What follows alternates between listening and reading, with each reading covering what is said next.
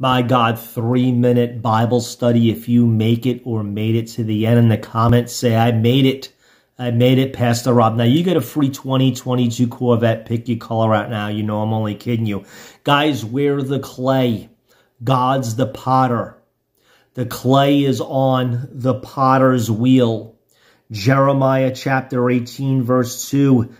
The Lord tells Jeremiah to arise and go down to the potter's house.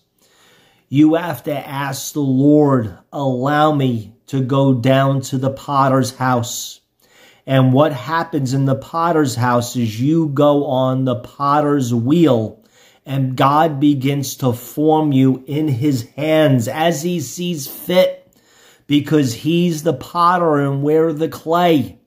Now, after the clay's done, it goes into a kiln and the fire's turned up so the clay can become hardened and the impurities can come through the surface. It's not always a pleasant experience to be formed, because sometimes the clay can be marred. Listen to this. Arise, go down to the potter's house. There I'll cause you to hear my words. I went to the potter's house. He was making something at the wheel. God's making and forming something out of your life. Don't be impatient or frustrated. Learn to embrace the process. Don't fight it. The vessel he made of clay was marred in his hands, so he made it again.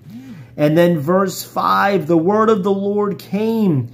Can I not do with you as this potter, says the Lord? Look, as the clay is in the potter's hand, so are you in my hand.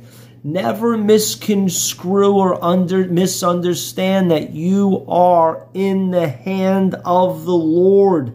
And he's forming. What is he forming? A purpose, a will, a destiny, an inheritance. That's where the will of God is formed, on the potter's wheel.